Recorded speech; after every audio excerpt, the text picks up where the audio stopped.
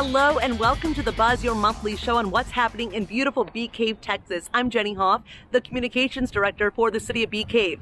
Now, if you missed early voting, don't worry. There is still Election Day on May 7th where you can cast your ballot in our local elections. If Bee Cave City Hall just is too crowded with lines, there are many locations where you can vote in our area, including here at LTISD Educational Development Center. We've heard lines were basically non-existent with early voting. All you need to do is be registered and bring your photo ID, and you can get in and out really quickly. Remember, you're just voting on 2 statewide propositions, 3 school board positions, 2 city council positions for the city of Bee Cave, and Bee Cave's mayoral race. So it shouldn't take more than just a minute to cast your ballot. Now, speaking of weighing in, the city recently sent out a survey to the residents of Falcon Head and Falcon Head West neighborhoods to get their feedback on traffic issues on some of the connector roads going through those neighborhoods, like the one I'm standing at right now. Now, we sent that out to the HOA presidents to send out to the residents, as well as posted it on social media. We have 600 responses so far, and that data will be presented to council and the mayor at the next city council meeting.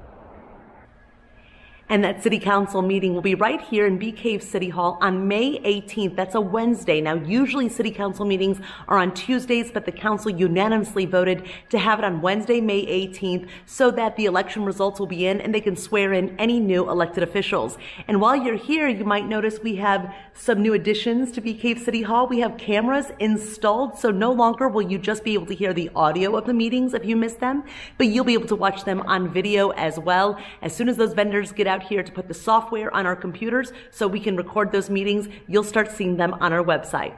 Now, speaking of the city, we've been in close contact with TxDOT over the widening progress of Hamilton Pool Road. Latest word is they will finish up moving those utilities in the next couple of weeks and can start the physical widening process. In one of our earlier episodes of The Buzz, we laid out the different options of how traffic will be flowing during that construction phase. They will have the finalized plans for that released in the next couple of weeks. And of course, we'll keep you updated. Now, speaking of traffic, if you were in it trying to get to Bee Cave Central Park, you may notice a few changes in the coming weeks. There will be a fence erected here along the grassy area where a lot of folks park when they can't find actually legal parking spaces in the park. But the good news is a few more spaces have opened up in the cul-de-sac towards the back of the driveway of Bee Cave Central Park, so you can look there. And can also, remember, go to the new parking lot that was constructed off of 620 between Chick-fil-A and Bee Cave Parkway. That is a parking lot that would allow you to get right onto the trail that comes right here to Bee Cave Central Park. Hi, I'm Dory Kelly, a member of the Communications Department for the City of Bee Cave, here to tell you about a job fair that the city is initiating. This is in partnership with the Lake Travis High School, hosted on Monday, May 16th, with over 60 businesses in attendance and ready for your students to take on part-time work. You can find all you need to know at beecavetexas.gov. Back to you, Jenny.